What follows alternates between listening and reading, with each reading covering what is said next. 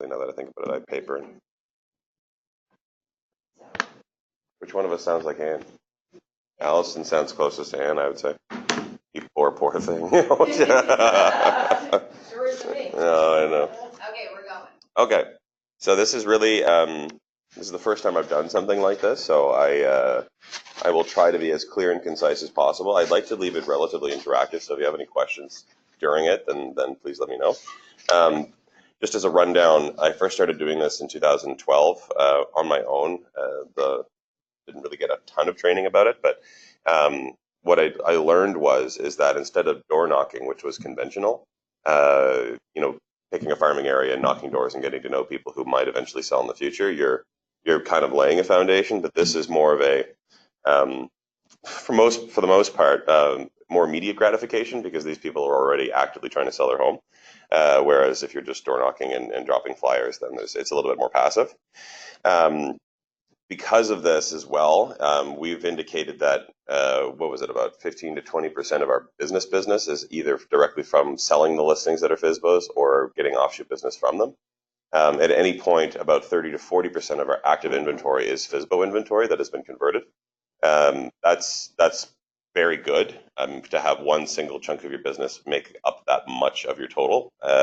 So as long as you execute this properly, and the most important thing is I'm not really going to teach you any scripts or anything.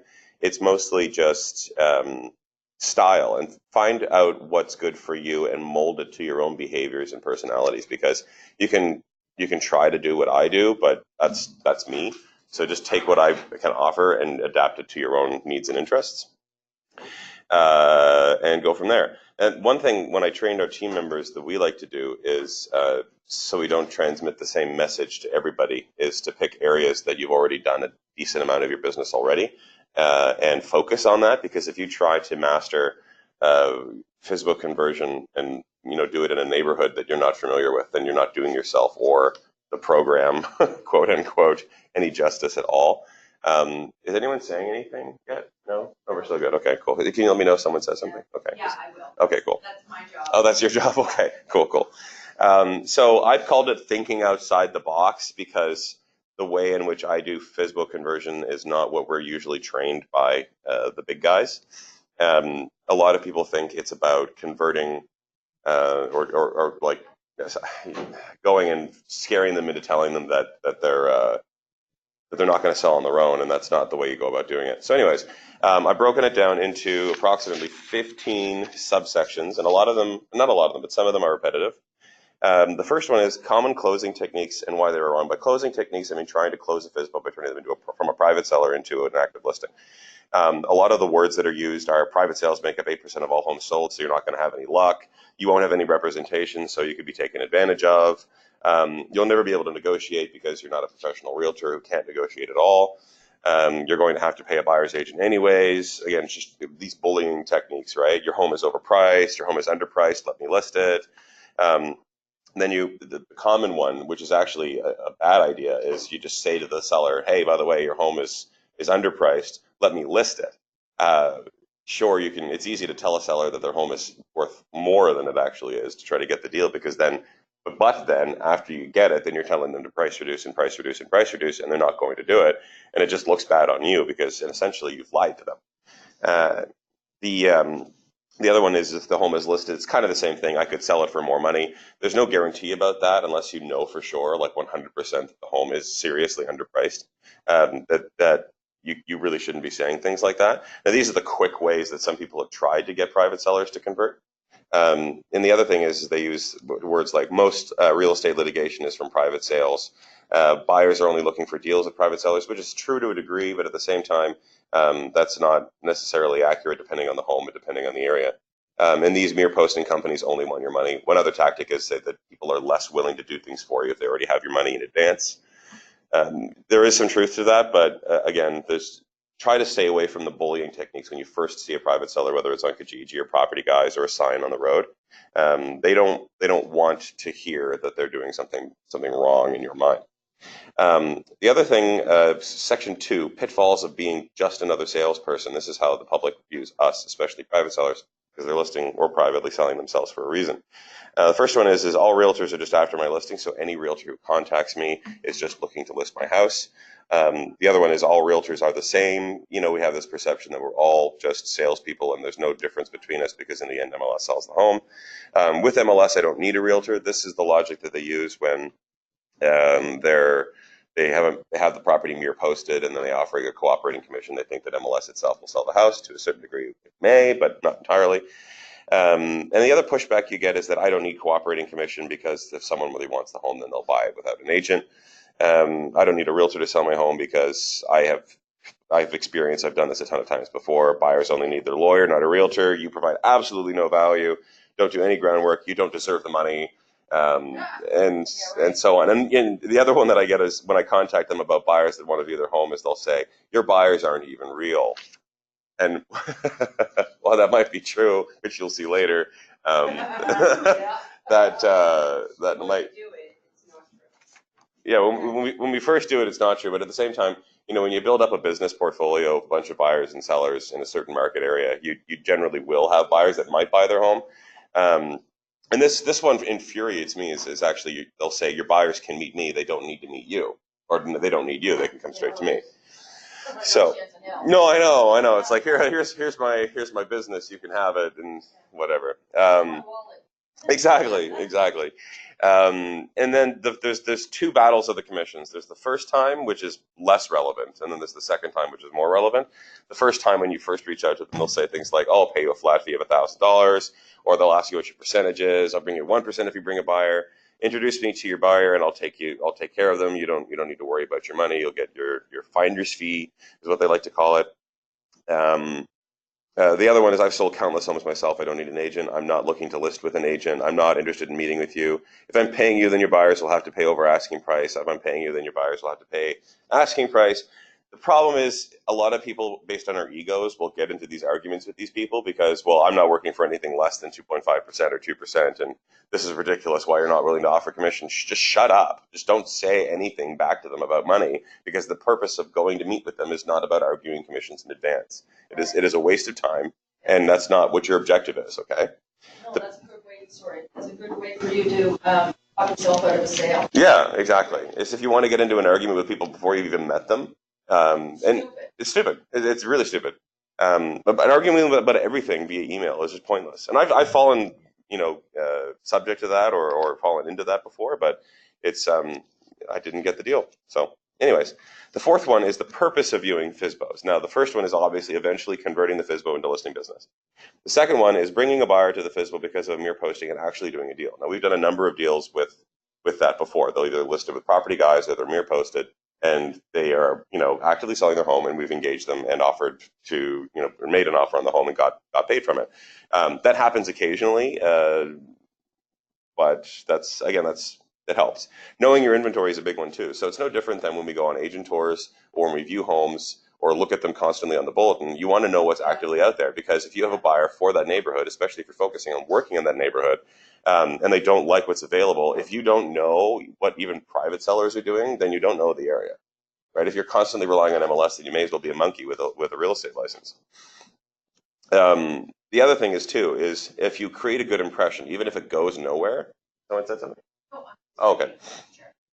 The fourth one is to create a good impression because even if you don't get the business, you might, and they sell their home on their own or they list with an agent who's a friend, they might actually like you more than their agent or the person who buys the home or whatever, and might actually refer their friends to you because they had a good impression from you.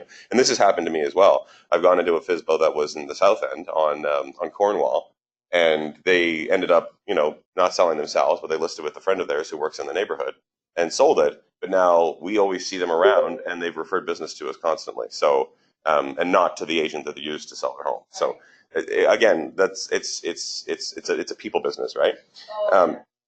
Now, putting your face out there is another big one. So, just getting to know people, because chances are, if you meet one person who lives on said street, knows another person whose home you sold on the other street, and then that gives you clout because you actually have done business in that neighborhood prior. Okay. I'd like to say that our team is Oh, I believe it. Oh, just a bit. Yeah. You can't even go around the corner. Oh, when we were, yeah. No, we were driving around on Tuesday, and I was like, my God, Jerry and Annette are everywhere. They're like the plague. I mean, my God, it's crazy. Um, yeah. We just disturb the waters a little bit, right? The other thing is it's a numbers game, right? So say you make appointments with 10 or 12 or 15 in the course of a week. You're only ever really going to get any groundwork with one or two of them. And even then, in the end, you're probably ever going to convert one of them. So that's going into the next stage, which is part 5. I always equate everything to dating, and it's really bad political correctness. It's for the sake of being recorded for further later use, I'm not going to say some of the things I say in private. But FSBOs, they're like, yeah, they're like it's like courting. It's not like the club mentality. You're not going to go out. You're not going to get a quick fix, and you're not going to get anywhere that night. Okay, if you go in with that intention, you are going to fail miserably. And usually, I hate to use the term, let's use guys and bar hoppers. The guy that goes out with the intent is always going to fail. You go out with absolutely no expectations whatsoever. Just be a good person, and ta-da, there you go. Anyway, yeah, it's true. So the other thing is, don't go for the jugular. Being too forward scares them away. These people are of the impression that they've decided to do something that they feel is right. If you go at them right away, then you are violating what they believe is their just or good decision that they've made. And you can't convince them to do something that they already feel is the best decision to make, right? And back to the whole dating thing again. Say you decide to go out with a new person, and all of your friends or coworkers say that this person is an absolute monster of a human being, and you shouldn't be going out with them, and they have like 5 husbands or wives or whatever, and you're going to get hurt. You're not going to believe them right away. You eventually have to find out for yourself, much in the same way that they have to find out the way in which they're trying to sell their home is not as effective as working with you. Okay, but they won't know that right away. They'll eventually figure it out. They have to prove themselves wrong. Your only objective is to get your foot in the door and get to know them as people. It's not about the home, which is the common misconception. It's about them as individuals who own the home. Often we think that we're in a goods business. We're in a services business. It's a little bit different. Um, yeah. The other thing too is to find ways to relate with them. So in the first message or salvo that I usually send out is I used to copy and paste everything. I used to take absolutely everything that I was going to write and just copy and paste it to every single FSBO I found, whether it was on Kijiji or Craigslist or Property Guys. And it just got so generic that they just knew that they were all being spammed. It's almost like they all have some collective consciousness and speak to each other in some weird way. But if you say you find a home that's in Clayton Park, and then you found another one that's in, say, Colby Village, you're not going to write the same message for Colby Village as you would for Clayton Park. You're going to tailor it. Take the time to take the 2 minutes that it takes to write this email and specify something about their street or their home to make them stand out from the spam messages that they're getting constantly from other agents. We're constantly trying to go for them. Which is why it's better to go smaller, really. Get farther out of the area. Even saying things like, oh, to look for a home in your area, or we're trying to find a home in your area. Well, what area is that per se? Tell me. And this is another problem too. Like take the peninsula. No one really knows where the boundaries between northwest, south, downtown actually are. Like we know them on the district map, but we don't know them in terms of neighborhoods. Because if you talk to someone in the south end, south of Jubilee, the cutoff is Jubilee. But if you talk to someone south of Quinpool, the cutoff is Quinpool. It's actually Quinpool.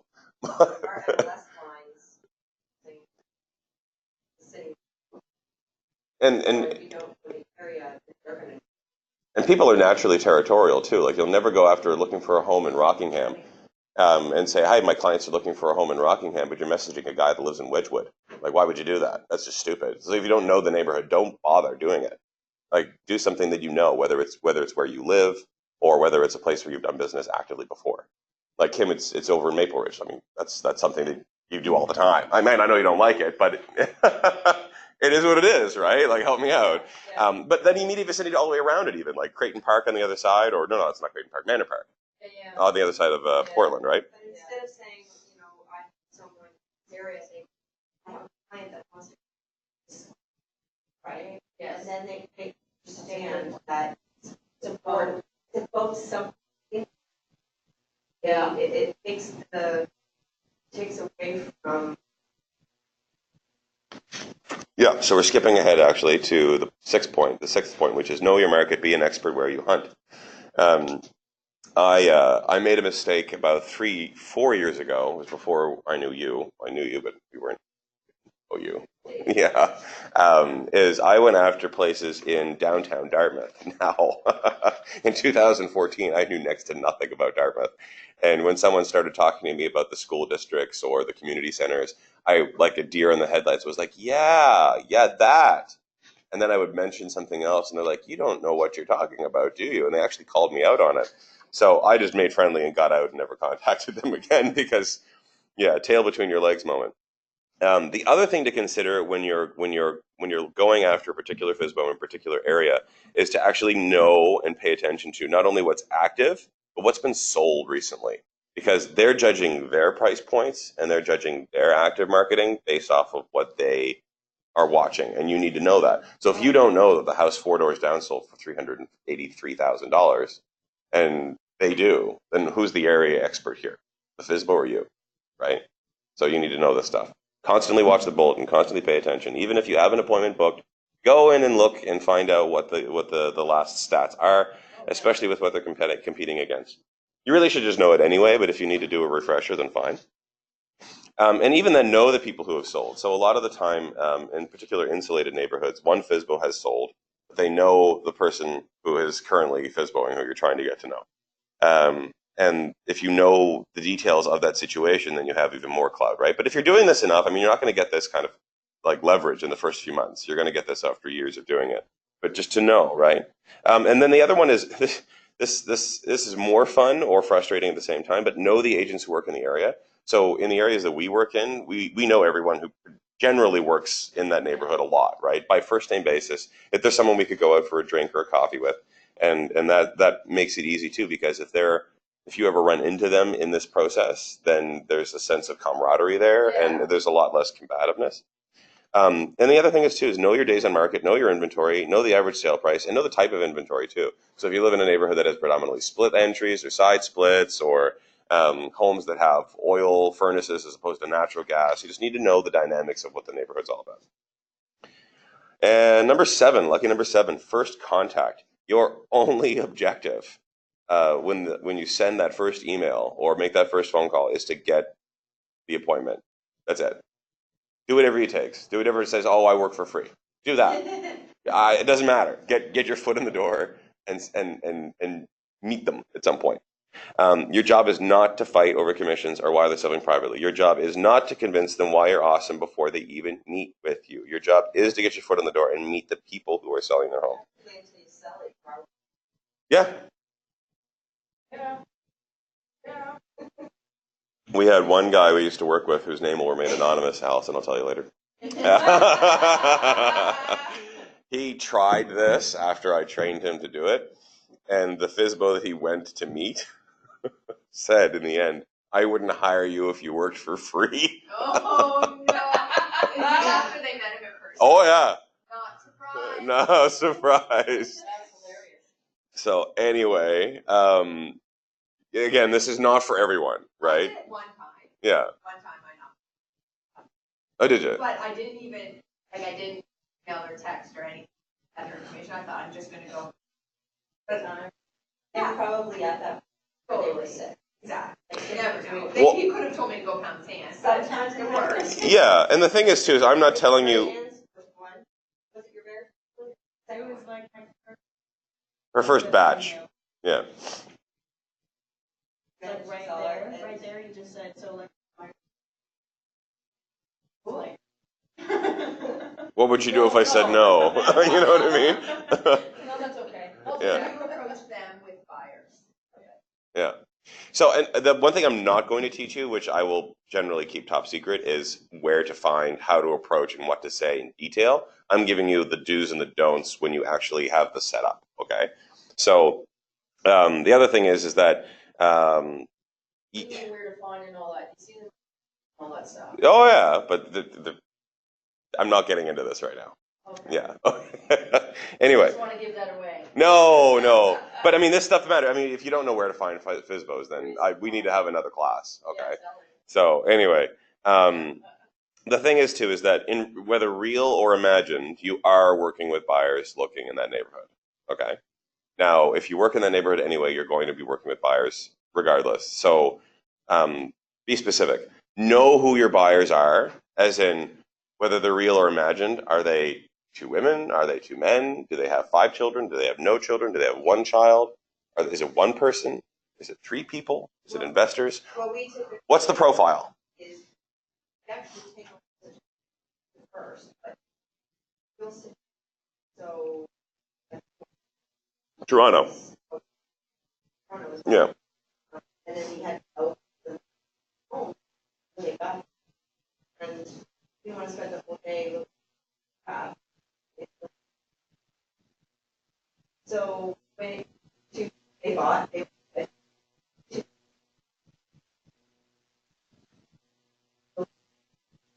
So we said that they're in their mid-30s. He's a neuropsychologist. She works on his business with him. They have 2 children, a boy at 3 and a girl at 1. And you can just whip it off the top of your head. And the reason why I say that is because when you're there, they're going to ask you questions. Oh, so tell me about them. What do they do for work? You don't legally actually have to answer that question. But to be friendly and polite and get to know them and say, I'm not legally obligated to answer that question, well, then you just lost the listing at that point. Yeah. Talk to them as human beings. Well, and they're 2 people, and they got 2 young children, and they work in this field. And they really want this neighborhood because either A, he used to live here, or B, she really likes the neighborhood. And the point is find someone. So find someone who are actually serious, not just think, oh, this is this neighborhood. Oh, somebody that wants it. We all do. Whether they're looking like, hey, I'm taking tomorrow, or know that you need that is going to happen. No, we hold on to those people. And yeah, sure. Okay. Yeah. Just make sure it's flattering, and I don't have I don't have turkey neck or anything. If you hold the camera up higher, it makes you look. Yeah, I followed for that on POF many moons ago. Oh, can you do that again? What? Yeah. What? That's good. Yeah. No. But when I was many moons ago, like 4 to 5, 6. Anyways, moving on. Sorry. And know the needs of your buyers too, though. This is a big one. So then they're asked, well, what do they need in a home? Well, they don't want. This is a big one too when you're especially looking for flaws in the home, and there's a reason why you're looking for flaws in the home. If it's a 1+2 or a 2+1 or a 3+1, and they want all levels or all kids on one level, or they want it like all on like one floor. 2+1 was great. Yeah. Always say, oh, wanted putting out already. You're already facing the moment where you go. Not for them. Yeah. Yeah. No, we're getting ahead of a few points, but still, I mean, that's true. So if you don't have a basis for objection later, then how are you going to tell them that their home isn't suitable for your buyer? And then, well, if you need any help, let me know, right? But we're getting into that next. Number 8 is making the appointment. Treat it like any other appointment. A lot of the times you think, well, they're only a FSBO and my schedule's really busy, so I'll just cancel with them. It's easy to relegate them to secondary. Make yourself appear booked, though, right? So when they say, okay, well, I'm here in the next hour if you want to swing by right now, I'm sorry. As keen as you want to be to get in there, say, I'm sorry, I'm quite busy for the rest of the day. What does Friday look like? Or Friday at 12 or Friday at 5? You don't want to seem too keen because if you are, then you look hungry. And they know that you're hungry and they know that you want the listing anyway. You're previewing on behalf of your buyer who is unavailable. You are not bringing this fake person through the house. That'll make you look like you have multiple personalities. There's no imaginary friend. You're not going to bring them through. Don't find a family member to pretend to be a buyer. That's just bad form. Don't pick another industry member because we're also well known. It's just you're previewing on their behalf. Be honest. You're previewing on their behalf, right? Don't bring in a straw person or like a straw man, which is the joke, which is a person who isn't really real. Just you will get caught. You will get caught. Yeah. Right. I mean, the temptation is, well, bring your buyer through. I've almost called my stepdad once. Hey, Henry, do you want to come on in and pretend to be my buyer? And he's like, absolutely not. And then it dawned on me, wait a second, that's a bad idea. What if brought some, right? Bring your business partner, and then they with you. Then for the next 6 months, as your conversations happen, and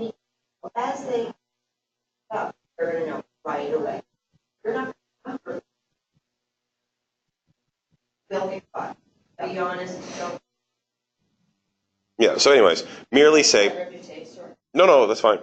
Um, the buyer's just unavailable. They're either out of town or they're not available. And what I always like to say is either plan easier to plan two schedules than multiple schedules. So my schedule and your schedule are easy to plan because it's just the two of us talking. But if then I'm also trying to coordinate all of theirs as well, then it's not. Sometimes we have different kinds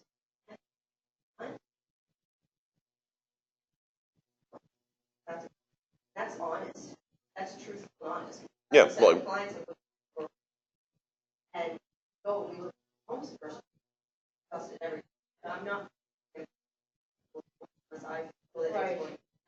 So again. and those are with the real ones though, not the imagined ones. The rule applies to both though, right? Don't bring them through. Two schedules only, right? Anyways, don't argue if they aren't interested. If the sellers are saying I'm not comfortable with just you coming through, it's almost like they're worried that you're going to come in the door and whisper sweet nothings in their ear and convince them to sell. Yeah. That's not like it is foolish how they're like I only want your buyers to come through. Then why would you be so close-minded? So, and the point is, don't argue with them. Just say, okay, well, if you're not interested in having me come through, then that's fine. Good luck. But always wish them well. Be confident. Know your buyer. See above. Again, you have to know who you're dealing with. The most important thing is get used to being rejected. You are going to get rejected 9 times out of 10. Okay. You will not convert most of the FSBOs you even meet. Okay. They will likely know a dozen agents already. We live in a small town and there are 1,000 of us. They're likely to know 5 or 6. Chances are when you call them, they've already talked to 10 of us. Exactly. Right? Oh, geez, another realtor. No, exactly. Go away, man, just go away. Yeah, but that allows you at that point to differentiate yourself. And I say that not being like, oh, I'm just some other friendly realtor, is that, look, I'm not here to poach your listing. I only want to look on behalf of my buyers. If that's okay with you, then great. But if you're trying to say the smooth talk and try to convince them in other ways, it's just they've heard it all before, right? Again, going back to the whole in the club mentality. How many guys approach the nice girl sitting at the bar? Dozens of them. How are you going to stand out? By not being like the rest of them. Right? Yeah, sure, exactly. I don't have one, but maybe next time, Kim.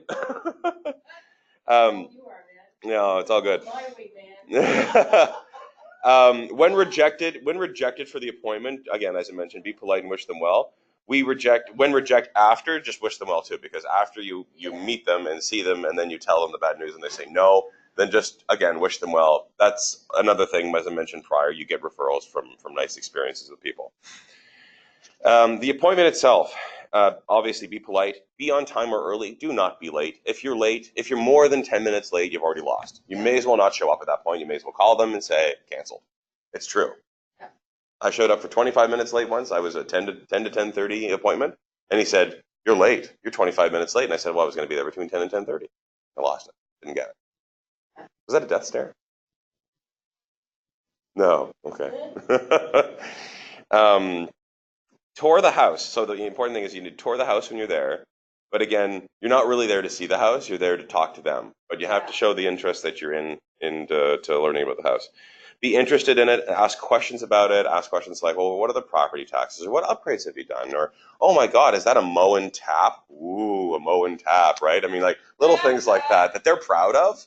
And you've seen a dozen or like tens of hundreds of homes, and it doesn't really matter to you. But anyway, most importantly, ask questions about them as you see fit. Well, why are you selling this house? It's really nice. This is a great area. Well, we're downsizing, or oh, my wife has cancer and she can't take the steps anymore. Oh my God, I'm so sorry. My dad has cancer really bad too. And you're like, just kind of. Well, one I was with Rayanne, he had a defibrillator. I'm like, well, I've got one too. And mind you, he's in his 70s and I'm in my 30s. Why the hell do I have one? And that created a conversation that we were able to relate with each other. We didn't end up getting it. They ended up cheaping out and going with 1% Realty, but they'll call me if it fails, right? Anyway. Even fishing rod. I was like, oh my God, is that a fly fishing rod on the wall? How'd you know what a fly fishing rod was? And I'm like, I don't know. It's a fly fishing rod. You don't have to be a rocket scientist. Yeah, exactly. Or it's like, wow, that's really cool. That's from so-and-so. The best is actually with foreigners sometimes, if you know anything about other cultures, is if you can relate based on where they're from or who they are, right? But as we mentioned earlier, find a flaw, find something significant that we can use later. Again, the bedroom orientation is one thing. The other one might be, I saw one house in Fairview 2 weeks ago that had 6 sump pumps in the basement. Figured that out. 6. 4 of them were functional. The other 2 were not. like Like, whoa, there's a little bit of water. Let's add another sump pump. No, reseal your foundation. Like, come on. Anyway, that was a big one for me. I said they don't want the house just reeks of a water problem, even though it's really not that bad. Broken concept walls, Yeah. kitchen too small, typically. Yeah, I really didn't like the look of the neighbors. The neighbor's house looked really trashy, kind of devalued the house a little bit. That's not your fault though, so maybe you should call by law enforcement, offer value with that. I don't know. Relate with them, make them feel comfortable, and that's it. Fortune is in the follow. Now this one's a little bit tricky. A lot of the time is, well, how often do you follow up with them, or what do you say when you follow up with them, or how soon do you do it that afternoon? Do you do it in a day, 2 days, a week, a month? Definitely don't do it in a month because then they'll know that you forgot about them. That happens. Sometimes I'll forget about them. But anyways, tell them that at the end of the meeting that you'll be in touch within approximately 24 to 48 hours. For God's sake, if you're going to say that, respond to them within 24 to 48 hours. And I say that with keenness. We had one guy who we met 2 years ago, and it was a FSBO at the time. And I said, I'll get back to you within 24 to 48 hours. And I got back to him within 48 hours, and he said, you know, it's really nice to see someone who kept their word and actually got back to me. How about you guys come over and we'll have a chat about listing the house? I'm like, okay. That was 42 Hartford. I wish I didn't make that phone call based on how things went, but nonetheless, that's how it worked. That's a person thing. That's not a process thing, right? But I mean, as an example, if you're going to say something, stick to it, right? Yeah. I used to do 24 to 48 hours. For me, I say within a week because I'm going to forget within 2 days. But you have to keep the promise. Ask for their full email address. So this is a big thing. So when they respond to you on Kijiji, Kijiji now scrambles all the email addresses. Yeah. They do that to avoid spam and unwanted emails, which are part and parcel to what we did, right? So when you're there, one tactic I do is say, hey, can I get your actual email address? Kijiji messed it all up. And as soon as you delete the ad, I won't be able to respond to you anymore because the email is directly associated with the ad. If the ad is deleted, then the email address no longer works, even if you respond to the garbled one. Yeah. And that way you have it and you can do whatever you want with it, whether it's your database or constant follow-up or whatever. Also, you got their phone number. And the other thing is, too, is like, hey, you know, can I get some high-res photos? Because the ones at Kijiji are all compressed. Like, here's my card. Can you send me a quick email with all that stuff on it? And then they'll do it separately, right? Yeah, can you send me your property tax bill? Can you give me a list of the renos that you did? Things like that, right?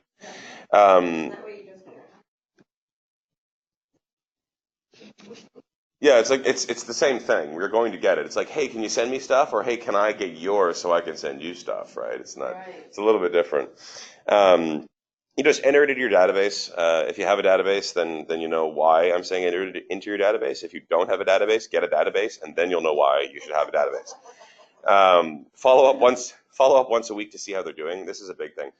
Unless they happen to sell themselves, which is the 8% rule, all FSBOs crack.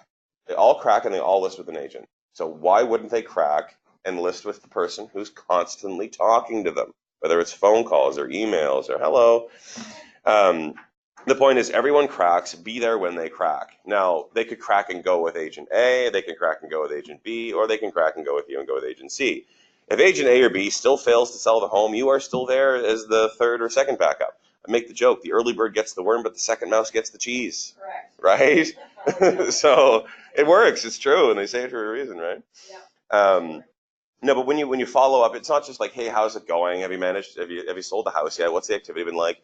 Well, you know, I just saw this house sell down the street for this particular price. What are your thoughts on that? And just you have to show that you're actually worth something and that you're paying attention to the area. Because if you're not, you're just literally again the bar hopper looking for a quick fix that night. So back to the showing your value part. So offer a market analysis. Send a seller's package. If you don't have a seller's package, get a seller's package. Keep your eye on the bulletin too. See what's going on, and say, hey, by the way, this new house just listed down the street. It's a lot like yours, but it's priced at $20,000 more. What are your thoughts on that? And let them know when homes are as I mentioned, selling or going conditional, even if they get an offer. Or hey, this they just had a price drop of 15 grand. What are your thoughts on that too? Right. So just engage them in dialogue. No different than you would with your own sellers. It's almost like pretending that you're sellers already. All right. It's a little presumptuous because you're walking an agency line here, but realistically speaking, you're trying to convert them, and showing that you have something that's worth money will help with that. As I mentioned, offer casual recommendations. Only casual though. Don't give real hardcore advice. Just say, you know, it would be a good idea if, Or, I've seen people do this before and it's worked really, really well, or clients of mine in the past have done such. The other thing is be selfless. The one rule that I like to go by is say, hey, you really should list your house. I know you probably have agents. The competitive edge that you've got right now is not very good. Kijiji is a bargain hunter place. You're not going to get quality buyers from Kijiji posts. So list your house. I'd like it if it was me, but you really should just list it in general. And that shows that you're not really just out for yourself. You're out for them as well. Okay. And I mentioned as well as they always break. They always break within a few weeks or months. I've had some that break within days. I will say the longer it takes for them to break, the easier it is to work with them. The quicker it takes for them to break, the harder it is to work with them. Because when they break quickly, this is a warning, and I'm sorry, I should have told you this one. That means they're way too keen and they're easy to jump on different boats. Okay? And I could use a dating example there, but I'm not going to. I was mentioning that all my analogies are all based on dating, like in bars or whatever, but we'll get to that another time. The ones that take the medium to the long amount of time are usually the ones who have reasonably taught themselves out of what they're doing is not working. But be the face that they remember. Again, if you're constantly following up with them, then they're always going to remember you, and they'll be like, it's like you think of grocery shopping. I need to get groceries. You think of Sobeys and you think of Superstore. If they're deciding, well, this FSBOs, this private selling stuff isn't working, I need to list with somebody. Who are they going to think of? They're going to think of you because you're the face that they remember. Again, being there constantly, they'll remember you. If they break and go elsewhere, wish them well. They'll be back. Again, the second mouse rule, right? Don't ever try to tell them they're wrong. Or never tell them they're wrong, because then you're going to get into an argument with them. And then this is the second battle of the commissions. This is if they agree to list with you or ask you to list their house for them, and you're sitting down talking about commissions.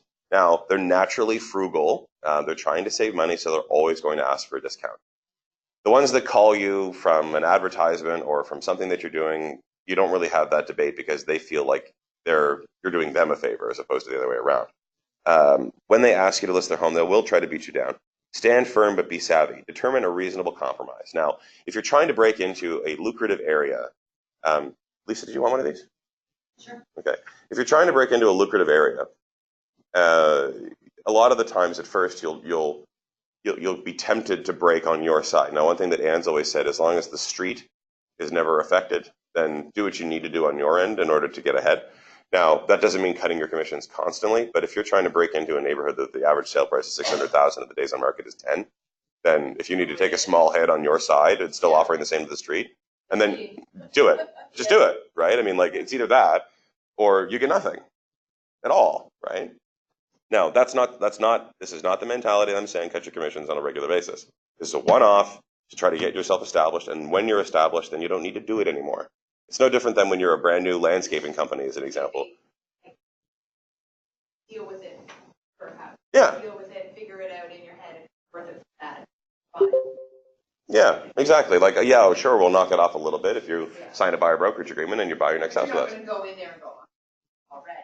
Yeah. Just figure it out once you get. Yeah, exactly. If you're new and you need a market share, startup costs, I made the joke, that's a startup cost is a commission reduction. If you're an established person and you've got proven value, commission will not be an obstacle because they won't even bother arguing with you. You honestly think that if a FSBO calls David Dunn or Sandra Bryan in the South End that they're going to argue with them over commissions? Probably not. When we first. You kidding? Do they? Did you say Sandra will? No, Sandra will. Oh. David won't. Sandra does it all the time. No, and Sandra has a very keen way of overpricing a home and then slashing it during negotiations. Makes the buyer feel like they got a deal. It's the coolest thing ever, but I don't like doing it. Anyway, But you did. And now but now I don't need to. Yeah. This is another one. This happens a lot. A lot of people who are private selling, they have these buyers that are lurking around that, oh, if John Doe wants to buy this house, what happens if we're already listed? Well, write them in as an exclusion to the agreement. If they haven't bought the house yet, they're not going to. But make the seller feel happy that if those people show back up again, then your deal is your listing agreement is null and void. Because what I like to do is I'll say, well, if I'll do is all buyers. And the buyers never just that way you still get and The other one is, If the whole, and we used to do this, the whole thing, all these prices better to them saying, I will put it as an exclusion. the other one is too, is you'll get this, well, what if you bring in the buyer? Will you reduce even further? And we're like, the statistical chance of that is nil. It's only happened to me once. But write that in too. If you bring in the buyer, or the buyer's a customer, then do 3% instead of 4, or 4% instead of 5. I have a different mentality. Yeah, because you're 0.25 or No, here's the way 0.5. around all that. there is. It depends. Here's what you do. Here's what I do. I say, what's your commission? I say 6%. That works too. Yeah. I just say, I say, lowest I'll go is 5. There you go. It works every time. Yeah. That's good. That is That's the good. way around it, people. 10%, damn it. We're worth it. We were at a party in Los Angeles 4 years ago, and Angela had a very provocative outfit on. It was a Halloween party. And these guys from New York were like, whoa, I bet you made $50 million last year. I'll pay you 18% on one end. Wouldn't that be nice? Yeah. Yeah, it was a good night. Anyway. And sometimes, I've got to use for 6%, you know. Oh, you have? Oh, good. That's when I see them once in a while. Kim Lewis, 3% cooperating commission. Sometimes that's when I feel generous or I can't sell her. It's a little tough to sell. Yeah, you move it over a little bit. The objective here is to beat out the competition, right? So if it comes down to a 0.5 percentage, just beat them. You want to win. You'd rather get it because that's 10,000, 5,000, 3,000 for your family that the other people aren't getting. So this one here is a little bit more vague. I was 2 glasses of wine in when I wrote this one. Sign the listing, the rest will take care of itself. I'm going to seal the deal. You've now established a mobile office for you and your brand, so you have it. That means you can capitalize, you can market it, you can do the open houses, you can do the social media marketing. It is your mobile office that you have, and that is something that you're able to branch out from there. Okay, Leverage that really well. you can, yeah. Especially if it's an area where you've not done business prior before, and you want to establish yourself. That's it. Continue and repeat, and time block all appointments. That's because you were talking. Oh. I was just. Oh, okay. Sorry. Yes. The mobile office thing. So say it's a neighborhood, or say it's a house in a neighborhood that you wanted to go after because you want to establish yourself in that neighborhood, like a high-end one. It's like parts of Colby Village, South End, Halifax. But West Bedford is another one because the days on market are low and house prices are all over 4. That is an opportunity for you to brand, market, and establish yourself as an agent who is always going to work in that neighborhood and act like you're always going to. And as a result of that, if you just kind of rinse, wash, and repeat, you're going to do this over and over and over again, and then you're going to be the go-to name for everything. Again, as I mentioned, groceries, you think of groceries, you think of Superstore, you think of Sobeys. You're slowly thinking of Walmart and Costco, but you're getting to that point where you're going to establish yourself as brand for that area. The importance of this, of course, is time blocking. Do it once a day, and go prospect private sellers once a day for some period of time. Doesn't matter if it's 10 minutes, 20 minutes, half an hour, an hour. Don't just look in. Yeah, don't just look in. Kijiji's easy. Look on Kijiji. Yeah. And that's it. Well, that's right. You know, I want to just go like that. Half the battle is learning what to say. Yeah. How you yourself is. That's the biggest thing, that you don't have to say anything. Like, you don't worry about it. There's no script. You're not there to sell.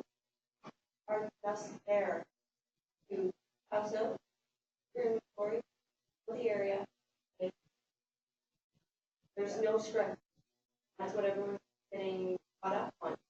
There's no script.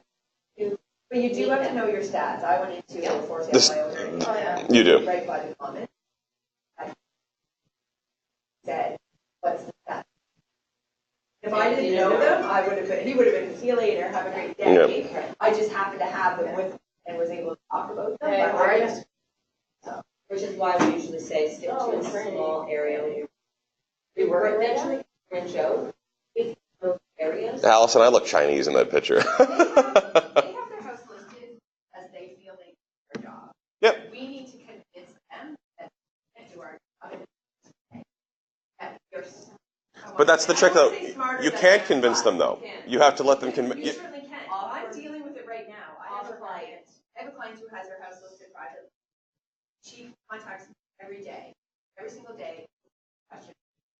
I'm your like, value. right, I'm being nice because I know eventually. But that's not you convincing them. That's them convincing themselves that they're wrong. Yeah. I know that she is questioning herself.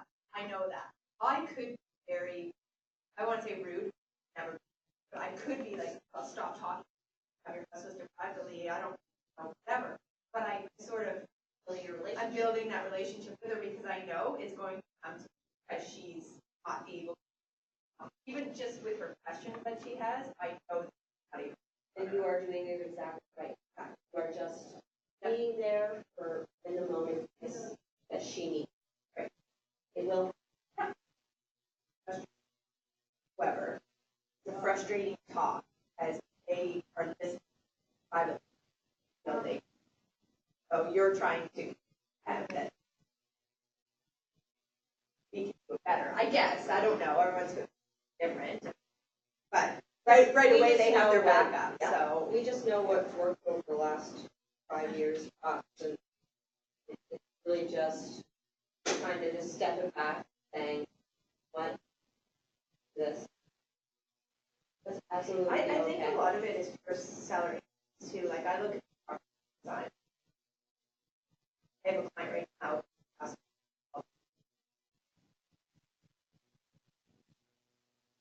Calling them is 20 minutes of my day that I. Yeah, but the thing, property guys plays off of the ignorance of the public and profits from it. Do the sellers actually know what we have to go through at an appointment on that house?